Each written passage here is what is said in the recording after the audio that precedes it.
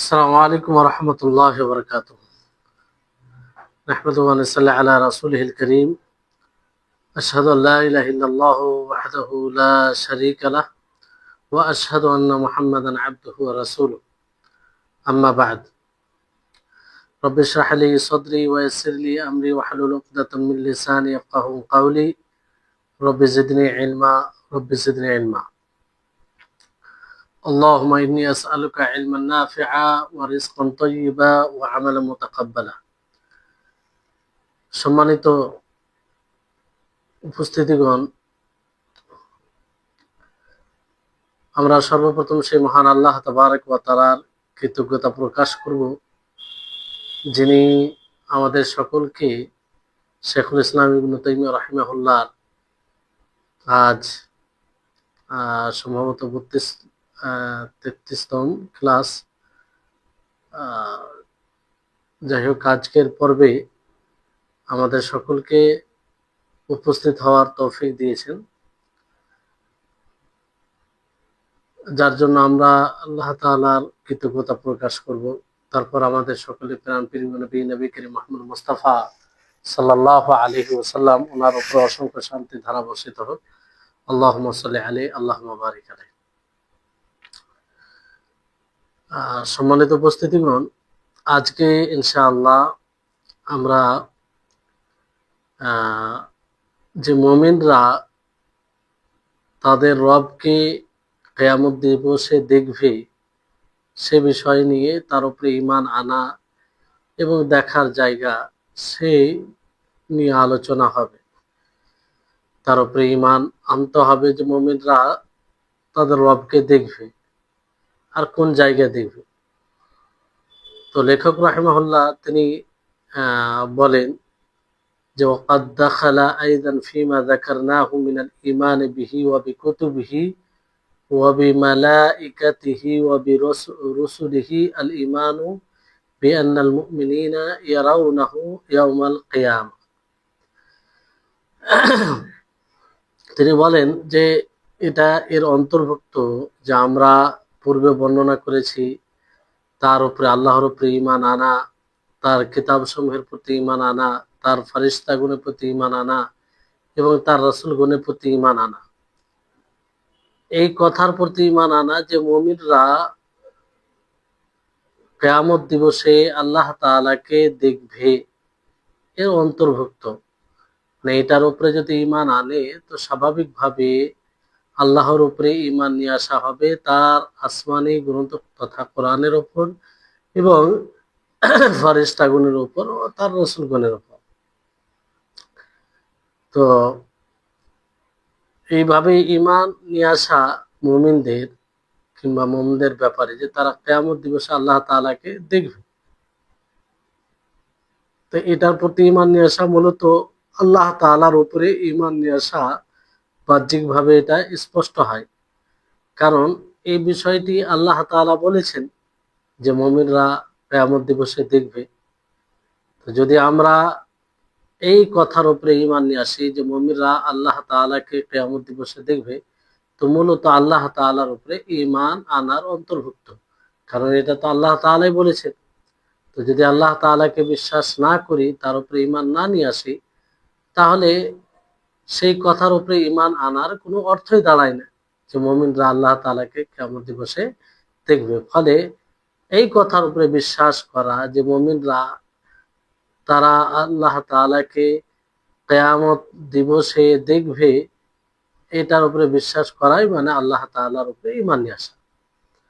অনুরূপভাবে কিতাবের উপরে ঈমান নিয়ে আসা হয়, কারণ আসমানি গ্রন্থসমূহে তাতেই খবর দেওয়া হয়েছে। তো এটাকে বিশ্বাস করা, এর সত্যায়ন করা মানে কিতাবের সত্যায়ন করা। আর কিতাবের সত্যায়ন তখনই হবে যখন তার উপরে ঈমান নিয়ে আসবো। অনুরূপভাবে ফেরেশতাগণের প্রতি ঈমান নিয়ে আসার অন্তর্ভুক্ত হচ্ছে, কারণ সেই ওহী, কিতাবটা তো সরাসরি নাজিল হয়ে যায়নি, বরং ওহী মালায়েকা ফেরেশতাগণের মাধ্যমে এটা মানে নাজিল হয়েছে। জিবরিল আলাইহিস সালাম ওহী নিয়ে নবী সাল্লাল্লাহু আলাইহি ওয়াসাল্লামের নিকটে নিয়ে আসতেন। তো এই কথার প্রতি ঈমান নিয়ে আসা যে আল্লাহ তাআলাকে দেখবে, আল্লাহ তাআলাকে দেখবে, তো এটার উপরে ঈমান নিয়ে আসতে গিয়ে ফারিস্তার প্রতিও ঈমান নিয়ে আসা হয়। কারণ ফারিস্তাই তো এটা খবর দিয়েছে, ফারিস্তার মাধ্যমে এটা জানানো হয়েছে। তো যদি ফারিস্তাগুলোর প্রতি ঈমান না নিয়ে আসা হয়, তাহলে এই কথার উপরে কি করে ঈমান নিয়ে আসা হবে? জি, অনুরূপভাবে রাসূলগণের প্রতি ঈমান নিয়ে আসা হয়। কারণ রাসূলগণ তারাই এটাকে মাখলুকের নিকটে পৌঁছাচ্ছে। ফারিস্তা নবীর নিকটে পৌঁছাচ্ছেন, আর মাখলুকের নিকটে কে? নবী সাল্লাল্লাহু আলাইহি সাল্লাম। ফলে এই কথার প্রতি ঈমান নিয়ে আসা যে হাসরের মাঠে কিয়ামত দিবসে আল্লাহ তাআলাকে মুমিনরা দেখবে, এটার প্রতি ঈমান নিয়ে আসা মানেই রাসূলগণের প্রতি ঈমান নিয়ে আসা হবে। কারণ রাসূলগণই এটা খবর দিয়েছে, তারাই এটা বলেছে। তো যদি রাসূলের উপরে ঈমান না নিয়ে আসা হয় কিংবা তার সত্যায়ন না করা হয়, তো তার যে তাদের মাধ্যমে যে কথা এসেছে সেটার সত্যায়ন অসম্ভব। তারপরে লেখক রাহিমাহুল্লাহ তিনি বলেছেন আয়ানান বিআবসারিহিম, যে মুমিনরা নিজ চক্ষু দ্বারা দেখবে। মানে যেমন ভাবে আমরা দুনিয়াতে চক্ষু দ্বারা দেখি ওইভাবে দেখবে, কিন্তু মাখলুককে যেরকম দেখা ওই রকম আল্লাহ তাআলাকে দেখা নয়, সেটার কোনো মুশাবাহাত নেই। তারপরে লেখক রাহিমাহুল্লাহ স্পষ্ট করেছেন, যেমন সূর্য পরিষ্কার আবহাওয়া থাকে তাহলে যেমন দেখা দেয়, আর মধ্যে যদি কোনো বাদল না থাকে, মেঘ না থাকে, কেমন দেখা দেয়, ওই রকম আল্লাহ তাআলাকে দেখবে।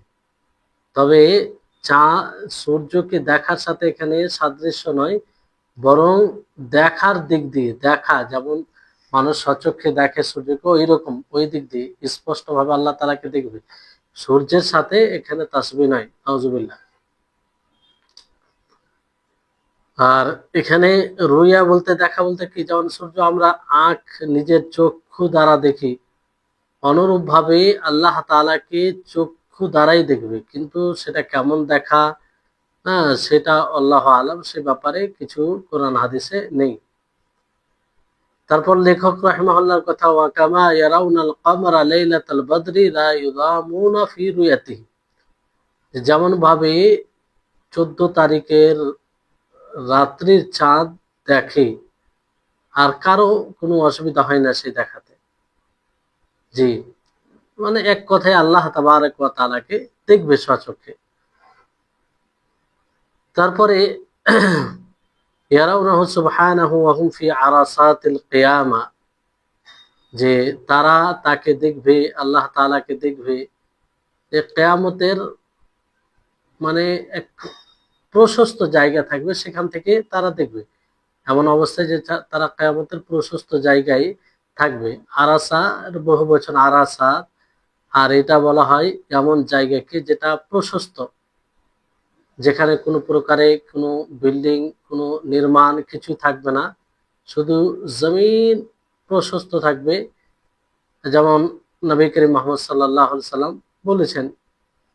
তো এটাকে আরাসা বলা হয়, যার বহু বচন আরাসাত। তো আরাসাত ওই জায়গায় দেখবে মুমিনরা আল্লাহ তাবারক ওয়া তাআলাকে কিয়ামতের দিনে আরাসার মাঝে দেখবে, জান্নাতে যাওয়ার পূর্বে। জান্নাতে যাওয়ার পূর্বে যেমন আল্লাহ তাআলা দিনকে যারা মিথ্যা প্রতিপন্ন করে তাদের ব্যাপারে আল্লাহ তাআলা বলেছেন, কাল্লা ইন্নাহু আর রাব্বিহিম ইয়াওমাইযিন লামাহজুবুন, যে কখনো না, তারা তাদের রব থেকে পর্দায় থাকবে, তারা দেখতে পাবে না এক কথায়। আর সেদিন সমস্ত মানুষ দাঁড়িয়ে যাবে রব্বুল আলামিনের জন্য, রব্বুল আলামিনের জন্য। আর এইরকম ভাবে তারা জান্নাতে যাওয়ার পরেও দেখবে। আলহামদুলিল্লাহ। জি, তো এইভাবে মুমিনরা জান্নাতে যাওয়ার পরেও দেখবে, এবং আরাসা নামক যেটাকে বলা হয় সেখানেও মুমিনরা দেখবে। এবার কিয়ামতের যে আরাসা, মানে আরাসা ব্যাপারে মানুষ তিন শ্রেণীর হবে। এক প্রকার হবে যারা মুমিন হবে, খালিস হবে, বাহ্যিক হিসাবেও আভ্যন্তরীণ হিসাবেও, মানে তারা খালিস মুমিন হবে। আর এক প্রকার দ্বিতীয় শ্রেণীর লোক হবে কাফির হবে, যারা মানে প্রকাশ্যভাবে কুফরি করবে এবং গোপনীয়ভাবে কুফরি করবে। আর তৃতীয় প্রকারের লোক হচ্ছে যে মুমিন, কিছু মুমিন তারা জাহির প্রকাশ্যভাবে মুমিন হবে কিন্তু গোপনীয়ভাবে তারা কাফির হবে, অর্থাৎ তারা মুনাফিক। তো এক কথায় এক ধরনের লোক থাকবে খালিস মুমিন, দ্বিতীয় ধরনের লোক থাকবে খালিস কাফির। তৃতীয় হচ্ছে যারা প্রকাশ্যভাবে তো মুমিন মনে হবে কিন্তু অন্তরে তাদের কুফরি থাকবে, যারাকে আমরা মুনাফিক বলে জানি। তো মুমিনরা প্রথম শ্রেণীর লোকেরা তারা কিয়ামতের আরসাতে, অর্থাৎ প্রশস্ত যে জায়গা হবে সেখানে দেখবে তারা। আর জান্নাতে প্রবেশ করার পরেও দেখবে। তাহলে মুমিনদের দেখা দুইবার, একবার আরাসাই জান্নাতে যাওয়ার পূর্বে, আর একবার জান্নাতে যাওয়ার পরে। কাফিররা একদম আল্লাহ তাআলাকে দেখতে পাবে না, আল্লাহ তাআলাকে দেখতে পাবে না। অনেকে বলেছেন দেখা যাবে, কিন্তু আসলে হচ্ছে দেখতে পাবে না। দেখলেও তারা আল্লাহ তাআলার রাগ এবং তার শাস্তিকে দেখবে। কিন্তু বেশিরভাগ দলিল এটার উপরেই প্রতিমান যে আল্লাহ তাআলাকে তারা মোটেই দেখবে না, না আরসাতে দেখবে, না পরবর্তী জাহান্নামে যাওয়ার পর তারা দেখবে। যেমন আল্লাহ তাআলা বলেছেন, কাল্লা ইন্নাহু আর রাব্বিহিম ইয়াওমাইযিন লামাহজুবুন, যে কখনো না, তারা তাদের রব থেকে সেদিন পর্দায় থাকবে, মানে আল্লাহ তাআলাকে দেখবে না। আর মুনাফিকিন তারা হয়তো কিয়ামতের আরসাতে দেখবে, কিন্তু মানে দেখা যাবে, কিন্তু তাদের থেকে ছুপিত থাকবে। জি, মানে তারা দেখবে না এরকম বিষয়। আর তারপরে তো তারা দেখবে না, কারণ মুনাফিকিনদের ঠিকানা হচ্ছে জাহান্নাম, আর জাহান্নামে থেকে আল্লাহ তাআলাকে কেউ দেখবে না। জি, তো এই হচ্ছে বিষয় আল্লাহ তাআলাকে দেখা নিয়ে। তারপরে বিষয় হচ্ছে যে আল্লাহ তাআলাকে তারা দেখবে জান্নাতে যাওয়ার পর, যেমন ভাবে আল্লাহ তাআলা চান। এবং রাহিমাহুল্লাহ বলেন, সুম্মা ইয়ারাউনাহু বা'দা দুখুলিল জান্নাহ কামা ইয়াশাউল্লাহু তাআলা, যে তারা তাকে দেখবে জান্নাতে প্রবেশ করার পরে যেমন ভাবে আল্লাহ তাআলা চান। এই কামা ইয়াশা, যেমন ভাবে চান, মূলত মুমিনরা আল্লাহ তাআলাকে দেখবে যেমন ভাবে আল্লাহ তাআলা দেখাতে চান, যেভাবে আল্লাহ তাআলা নিজেকে দেখাবেন সেভাবে দেখবে। আর যে যে সময় আল্লাহ তাআলা দেখাতে চাবেন সে সময় দেখবে। অথবা সব সময় ওই এতে যেমন ভাবে আল্লাহ সেই রূপে কিংবা তাতে দেখাবে, এক কথায়।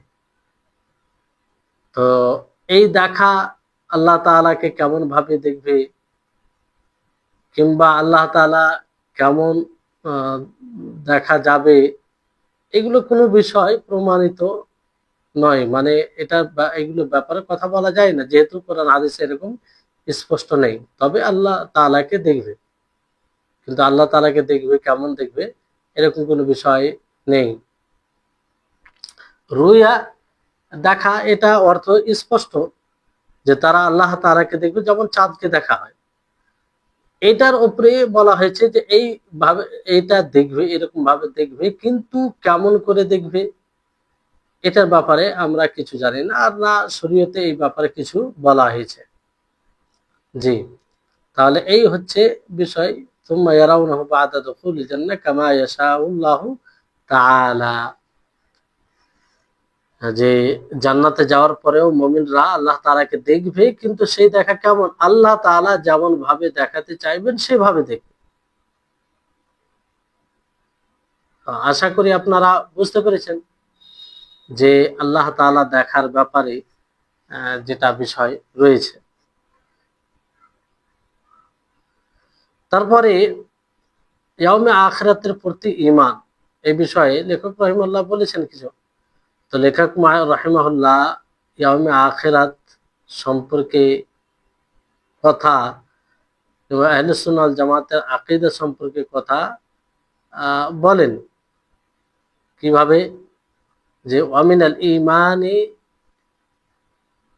বিল ইয়াউমিল আখির ওয়াল ঈমানু বিকুল্লি মা আখবারা বিহি নবী সাল্লাল্লাহু আলাইহি ওয়াসাল্লাম মিম্মা ইয়াকুনু বা'দাল মাউত, যে শেষ দিবসের প্রতি ঈমান অর্থাৎ প্রত্যেক ওই জিনিসের প্রতি ঈমান নিয়ে আসা যেটার খবর নবী সাল্লাল্লাহু আলাইহি ওয়াসাল্লাম দিয়েছেন, আর কি সম্পর্কে, যা মৃত্যুর পরে হবে, সেটাই হচ্ছে ইয়াউমে আখিরাতের প্রতি ঈমান।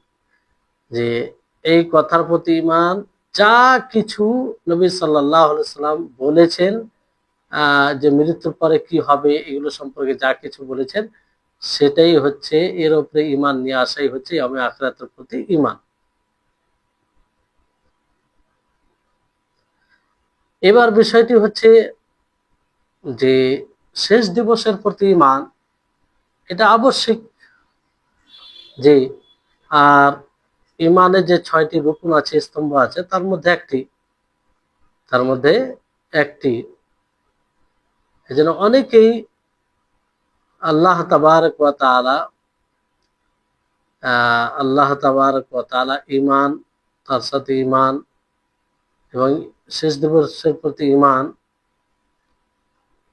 মিলিয়ে দিয়েছেন। আল্লাহ তাআলা বহু জায়গায় তার প্রতি ঈমান এবং শেষ দিবসের প্রতি ঈমান এভাবে মিলিয়ে একসাথে বলেছেন।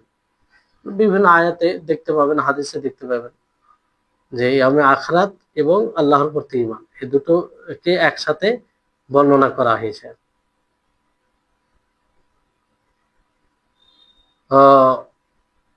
একটা হচ্ছে মানে ঈমান মাদ্দা, অর্থাৎ যে কিয়ামত শুরু হবে সেটার প্রতি ঈমান, আর যার কাছে জমা হতে হবে সেটার প্রতি ঈমান।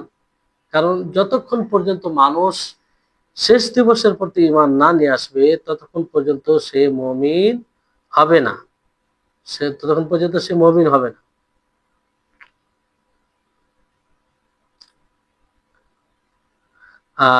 ঈমানের আখিরাতের প্রতি ঈমান থাকলেই সৎ আমল করতে বেশি উদ্বুদ্ধ হবে। কারণ যে আখিরাতের প্রতি ঈমান নিয়ে আসে সে জানে যে আল্লাহর নিকটে সম্মান আছে, আল্লাহ তাআলার নিকটে নিয়ামত আছে, জান্নাত তিনি তৈরি করে রেখেছেন, তাতে প্রবেশ করাবেন। ফলে ইয়াউমে আখিরাতের প্রতি যদি ঈমান থাকে তো মানুষ স্বাভাবিকভাবে আমলে এগিয়ে আসবে এবং আল্লাহ তাবারক ওয়া তাআলার আযাব, শাস্তিকে ভয় করবে, যে এই কাজটি করলে আল্লাহ তাআলা এই শাস্তি ঘোষণা করেছেন, এই পাপটি করলে আল্লাহ তাআলা এই শাস্তি ঘোষণা করেছেন। এটা যদি মনে হয় ছোট থেকে, বলতে এখানে যে এরকম যদি মানে ঈমান রাখে এইভাবে, তাহলে স্বাভাবিকভাবে সে সৎ আমল করবে।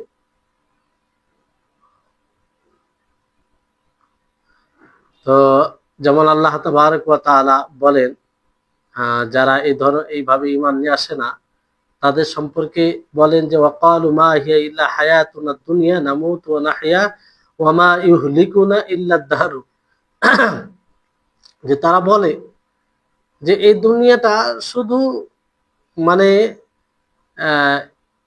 দুনিয়াবী জীবনটাই আমাদের শেষ, যেখানে আমরা মৃত্যুবরণ করি আবার জীবিত হই, আর জমানাটাই আমাদের শেষ করে দেয়। তো এই জায়গায় তারা মানে স্পষ্ট করেছে যে তারা ঈমান রাখে না। জি, মানে যারা ঈমান রাখে না এবং আখিরাতের প্রতি, তারা এই ধরনের কথা বলে যে আমাদের দুনিয়াবী জীবন এটাই, আর এখানে আমরা মৃত্যুবরণ করব, এখানে আমরা জীবিত থাকব, আর আমাদেরকে জমানা হালাক করে দেয়, সময় হালাক করে দেয়। তো এই হচ্ছে বিষয়। তো আখিরাতের প্রতি ঈমান এটার অনেক প্রভাব রয়েছে, কারণ মানুষ আজকালকার যে আমল থেকে পিছিয়ে রয়েছে, শরীয়ত বিমুখী, রাসূল বিমুখী, মসজিদ বিমুখী যে একটা পরিবেশ তৈরি হয়েছে, সেটার পিছনে অন্যতম কারণ হচ্ছে যে ইয়াউমে আখিরাত তথা শেষ দিবসের প্রতি সঠিকভাবে ঈমান না রাখা। জি,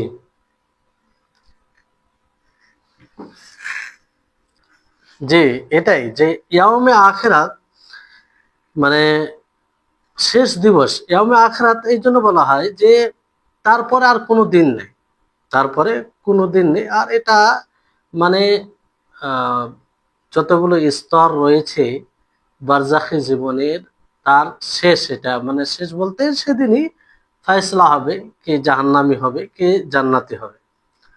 এই জন্য বলা হয় যে মানুষের পাঁচটি স্তর রয়েছে, মানুষের জীবনের পাঁচটি স্তর রয়েছে।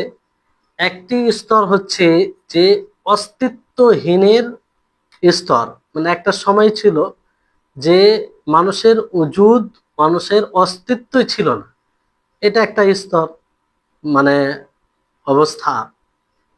আর একটা হচ্ছে মাতৃগর্ভের স্তর, তারপরে মাতৃগর্ভে এলো, তারপরে স্তর হচ্ছে দুনিয়া, দুনিয়াতে এলো, দুনিয়া যে জীবন সেটা।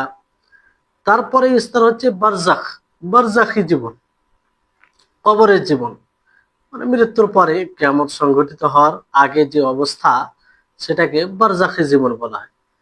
তারপরে বলা যায় সুম্মাল আখিরা, আখিরাতের জীবন, অর্থাৎ আহ বারজাখী জীবন শেষ হওয়ার পরে যে জীবনটা আখিরাতের জীবন। তো এই পাঁচটি স্তরের কথা কোরআনেও উল্লেখ হয়েছে। যেমন আল্লাহ তাবারক ওয়া তাআলা সূরা ইনসানে 1 নম্বর আয়াতে কি বলেন, হাল আতা আলাল ইনসানি হিনুম মিনাদ দাহরি লাম ইয়াকুন শাইয়্যান মাযকুরা। ক্যা মানে ইনসান, মানুষের কাছে কি এমন একটি সময় আসেনি যে সময়ে সে উপযুক্ত, মানে আলোচনা করার মতো কোনো জিনিসই ছিল না, মানে মানুষের কোনো অস্তিত্বই ছিল না, কিছুই ছিল না। তার মানে কি, এটা অস্তিত্বহীনের অবস্থা, স্তর, মানে যে যে সময় কোনো ওজুদই ছিল না মানুষের। আল্লাহ তাআলা যেমন অন্য আয়াতে সূরা হজের 5 নম্বর আয়াত, লম্বা আয়াত, যদি দেখেন বুঝতে পারবেন। সেখানে আল্লাহ তাআলা বলেন যে হে মানব সম্প্রদায়, তোমরা যদি পুনরুত্থানে সন্দেহ পোষণ করে, তাহলে আমি তোমাদেরকে মাটি থেকে সৃষ্টি করেছি, মাটি থেকে সৃষ্টি করেছি, তার মানে কি পূর্বে তোমার কোনো অস্তিত্ব ছিল না।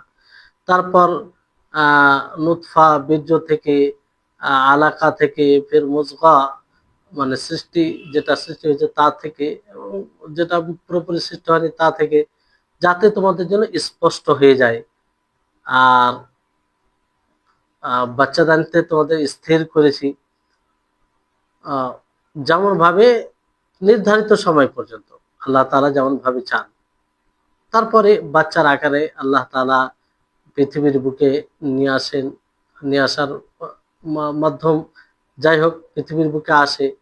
তো যাই হোক, এই আয়াতটি পুরো দেখলে আপনি বুঝতে পারবেন যে এক সময় মানুষের কোনো অস্তিত্ব ছিল না, সেটার দিকে পুরোপুরি ইঙ্গিত, সেটার দিকে পুরোপুরি ইঙ্গিত, ইঙ্গিতটা পুরোপুরি তার কথা। তো মাতৃগর্ভের যে একটা অবস্থা রয়েছে, এটাও যেমন আল্লাহ তাবারক ওয়া তাআলা এর সম্পর্কে বলেন, ইয়াখলুকুকুম ফি বুতুনি উম্মাহাতিকুম খালকাম মিন বা'দি খালকিন ফি যুলুমাতিন সালাস। যে তোমাদেরকে আল্লাহ তাআলা সৃষ্টি করেছেন তোমাদের মায়ের মাতৃগর্ভে, আহ, এক সৃষ্টি পর আরেক সৃষ্টি, আর অন্ধকারে, তিন তিন অন্ধকারে, যাই হোক। তো এখানে কিসের কথায় এসেছে, যে মাতৃগর্ভের অবস্থা। তারপরে দুনিয়ার মারহালা, দুনিয়ার অবস্থা, আল্লাহ তাআলা কি বলেন, ওয়াল্লাহু আখরাজাকুম মিন বুতুনি উম্মাহাতিকুম লা তা'লামুনা শাইআ ওয়া জাআলা লাকুমুস সামআ ওয়াল আবসারা ওয়াল আফইদা লাআল্লাকুম তাশকুরুন। যে আল্লাহ তোমাদেরকে বের করেছে তোমাদের মায়ের পেট থেকে, সে সময় তোমরা কিছুই জানতে না। আর আল্লাহ তাআলা তোমাদের কান, চোখ এবং হৃদয় সৃষ্টি করেছেন যাতে তোমরা শুকরিয়া আদায় করো। তো এখানে দুনিয়ার অবস্থা, যে তোমাদেরকে বের করা হয়েছে কি তোমাদের মায়ের পেট থেকে। তো দুনিয়ার জীবনের কথা বলা হয়েছে। তা এই দুনিয়ার জীবন, এর আগে যে কি বলা হলো, মাতৃগর্ভে জীবন আর দুনিয়ার জীবন, এগুলোর ওপরেই মানুষের সৌভাগ্য, দুর্ভাগ্য, মানুষের সফলতা ও মানুষের আহ মানুষের মানে সফলতা না হওয়া নির্ভর করে। কারণ এই দুনিয়াটা হচ্ছে ইমতিহানের জায়গা, পরীক্ষার জায়গা। আহ, মানুষের সৃষ্টি হচ্ছে ইমতিহানের জন্য, পরীক্ষার জন্য। মানুষের সৃষ্টি ইমতিহান ও পরীক্ষার জন্য। জি। তো এই জন্য আল্লাহ তাবারক ওয়া তাআলা বলেন যে আল্লাযী খালাকাল মাউতা ওয়াল হায়াতা লিয়াবলুয়াকুম আইয়ুকুম আহসানু আমালা ওয়া হুয়াল আজিজুল গফুর।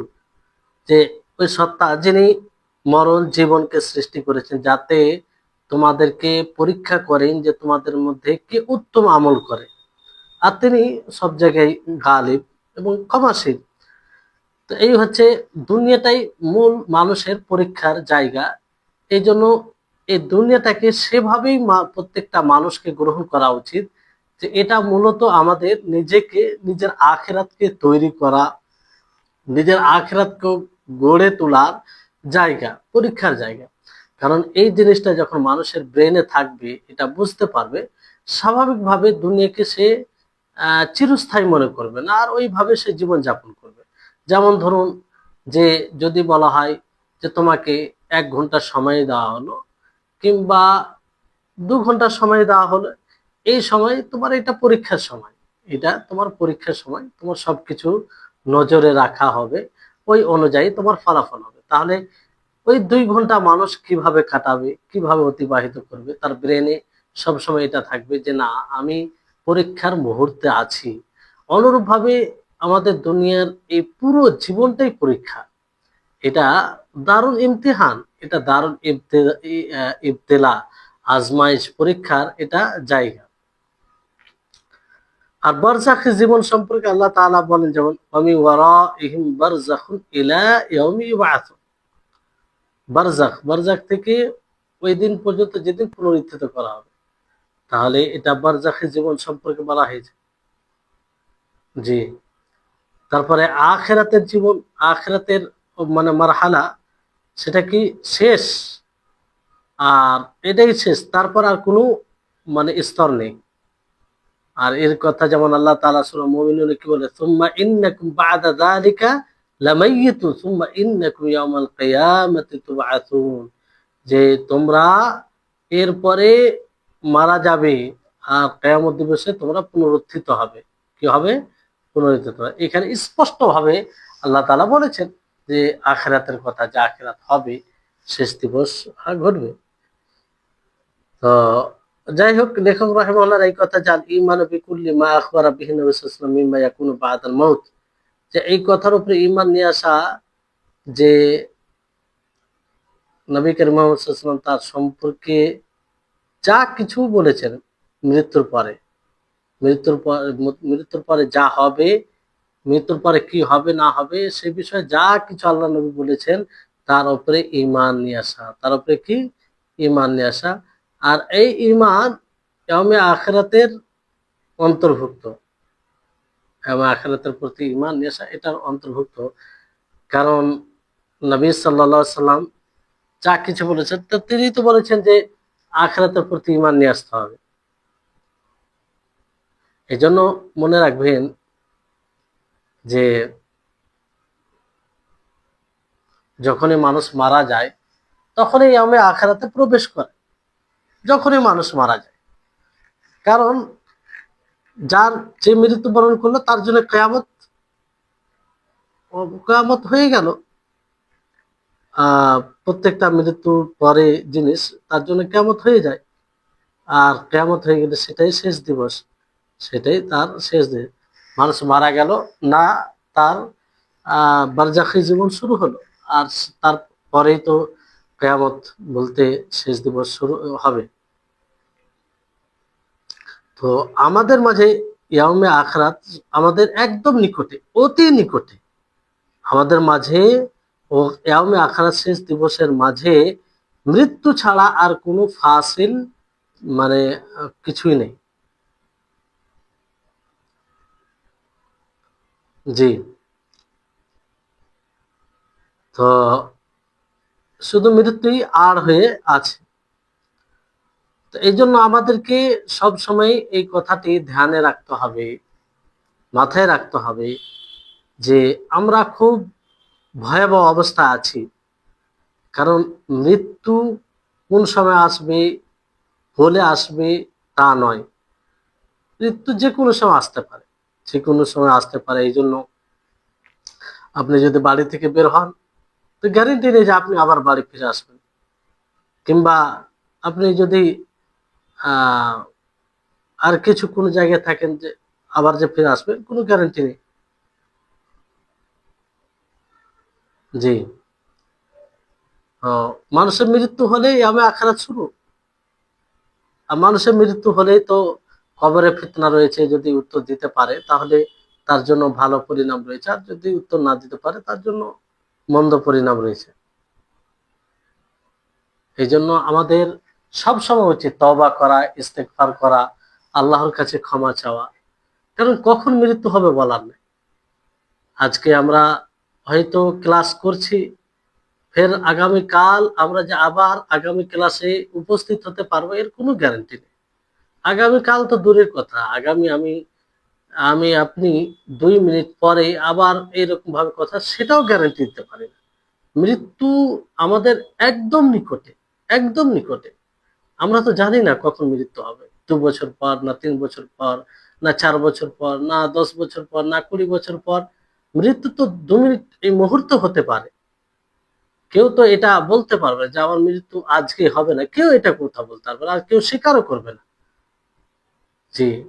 এই জন্য সবসময় আমাদেরকে আল্লাহর নিকটে তওবা করা উচিত। যা গুনাহ হয়, পাপ হয়, তা থেকে ফিরে আসা উচিত। এই অপেক্ষায় থাকা কোনো সময় এক মুমিন তার ঈমান, সুস্থ ঈমানের আহ, মানে এটা দাবি হতে পারে না যে সে বলবে যে না আমি কিছুদিন থাকি, পরে তওবা করব, এই করব, এই করব। এটা একজন প্রকৃত মুমিন এই কথা বলবে না, কারণ সে জানে যে আমার কখন মৃত্যু হবে এটা কোনো গ্যারান্টি নেই। ফলে তওবার দিকে ধাবিত হতে হবে এবং তওবা করবে আল্লাহ তাআলার কাছে। তারপরে লেখক রাহিমাহুল্লাহ তিনি বলেন যে কবরের ফিতনার উপরে ঈমান নিয়ে আসা এবং কবরে আযাব এবং কবরে নেয়ামতের উপরে, এর উপরে ঈমান আনা জরুরি। আর আহলুস সুন্নাহ ওয়াল জামাত তার উপরে ঈমান নিয়ে আসে, তার উপরে ঈমান নিয়ে আসে।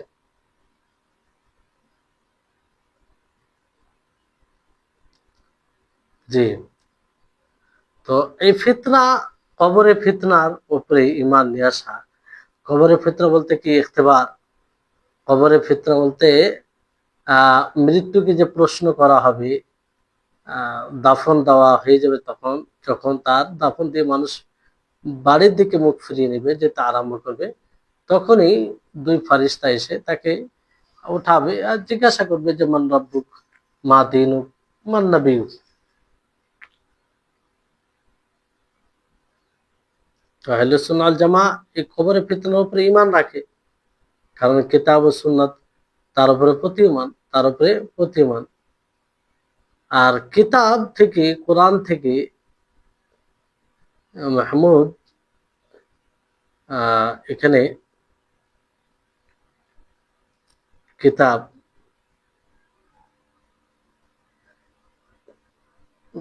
বিষয়টি হচ্ছে যে ঈমান, আহলুস সুন্নাহ ওয়াল জামা এই কথার উপরে ঈমান নিয়ে আসে। আহলুস সুন্নাহ ওয়াল জামা এই কথার উপরে ঈমান নিয়ে আসে যে কবরে ফিতনার সম্মুখীন হবে, কবরে ফিতনার সম্মুখীন হবে। আর এটা কিতাব থেকে প্রমাণিত, সুন্নাহ থেকে প্রমাণিত। যে কিতাব থেকে যেমন প্রমাণিত, আল্লাহ তাবারক ওয়া তাআলা কি বলেন? ইউসাব্বিতুল্লাহুল্লাযীনা আমানু বিল কওলি সাবিতি ফিল হায়াতিদ দুনিয়া ওয়া ফিল আখিরাহ।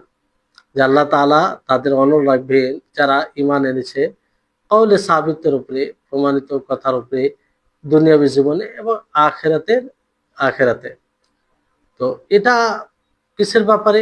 কবরের ফিতনার ব্যাপারে। যে কবরের ফিতনা যখন হবে তখন তারা অনড় থাকবে, সঠিক উত্তর দিতে পারবে। সুন্নাহ দ্বারা এটা প্রমাণিত যে কবরের ফিতনার সম্মুখীন সকলকে হতে হবে। আহ, যেমন বলা হয়েছে যে মানুষকে যখন কবরে দাফন করা হয়, তো নবী সাল্লাল্লাহু আলাইহি সাল্লাম বলেন যে সে ফিতনার সম্মুখীন হবে।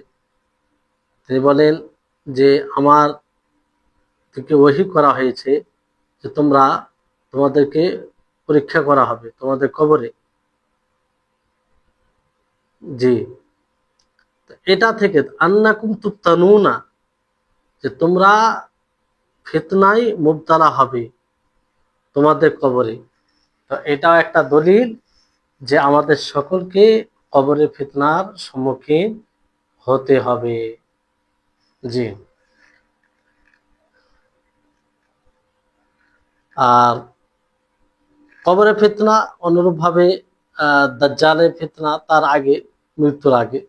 দাজ্জালের ফিতনা এটাও এক বড় ফিতনা। যখন থেকে আল্লাহ তাআলা আদমকে সৃষ্টি করেছেন, কিয়ামত মানে আদমকে সৃষ্টি করেছেন, তো কিয়ামত পর্যন্ত এই শয়তান মানে এই দাজ্জাল মানে দাজ্জাল বড় ফিতনা একটা। যেমন রাসূল সাল্লাল্লাহু আলাইহি সাল্লামকে ইমরান বিন হুসাইন বলতে শুনেছেন যে মা বাইনা খালকে আদম ইলা কিয়াম সাআ আমরুন আকবারু মিনাদ দাজ্জাল, যে আদম সন্তানের সৃষ্টির মাঝে, সৃষ্টি ও কিয়ামত যে হবে তার মাঝে দাজ্জালের থেকে বড় কোনো বিষয় নেই। দাজ্জালের থেকে বড় কোনো বিষয় নেই। যেন নবী সাল্লাল্লাহু আলাইহি সাল্লাম সাহাবী থেকে কি বলতেন, তিনি উম্মতদেরকে বলতেন, যদি সে বের হয়ে যায় আর আমি তোমাদের মাঝে থাকি, তাহলে আমি তার সাথে মোকাবেলা করব তোমাদের ছাড়া, কিংবা তার সাথে আমি তর্ক করব। আর যদি সে বের হয়ে যায় আর আমি তোমাদের মাঝে না থাকি, তাহলে আহ কেউ তার মোকাবেলা করবে। এজন্য আল্লাহ নবী মুহাম্মদ সাল্লাল্লাহু আলাইহি ওয়াসাল্লাম কি বলেন, আল্লাহু খালিফাতে আলা কুল্লি মুসলিম, যে আল্লাহ তাআলা আমার সঙ্গী, যে আল্লাহ তাআলা আহ প্রত্যেক মুসলিমের উপরে সহ মানে সহযোগী অথবা তার সাথে রয়েছে।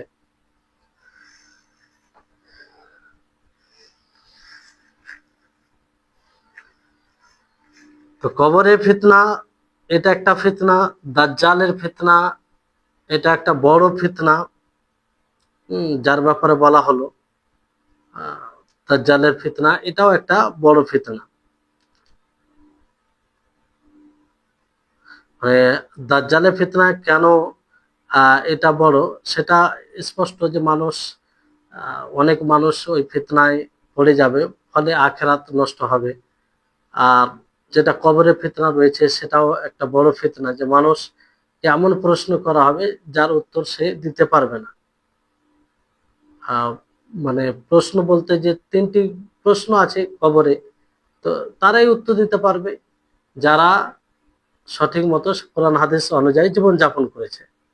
আর দাজ্জালের ব্যাপারেও এই বিষয়টি আছে যে দাজ্জাল নিজের পক্ষ থেকে এমন কিছু বলবে যেটার উত্তর সকলে দিতে পারবে না। হ্যাঁ, ওই ব্যক্তি যে যার আকীদা এবং আমল, সৎ আমল এবং সৎ আমলের সাথে সাথে সঠিক আকীদা রয়েছে, তারাই এটার উত্তর দিতে পারবে।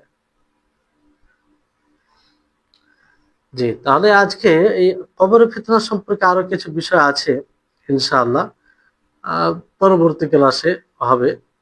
যে ক্লাস এমনিতে দেরিতে শুরু করা হয়েছে, ইনশাআল্লাহ পরের ক্লাসে বাকি আলোচনা হবে। আল্লাহ তাআলার কাছে দোয়া করি, আল্লাহ যেন আমাদের সকলকে সঠিক বুঝার তৌফিক দান করেন, আর আমি আখিরাতের প্রতি বিশেষভাবে সঠিকভাবে আমাদের ঈমান নিয়ে আসার তৌফিক দান করুন। ওয়া আখির দাওয়ানা আনিল হামদুলিল্লাহি রাব্বিল আলামিন। আসসালামু আলাইকুম ওয়া রাহমাতুল্লাহি ওয়া বারাকাতুহু।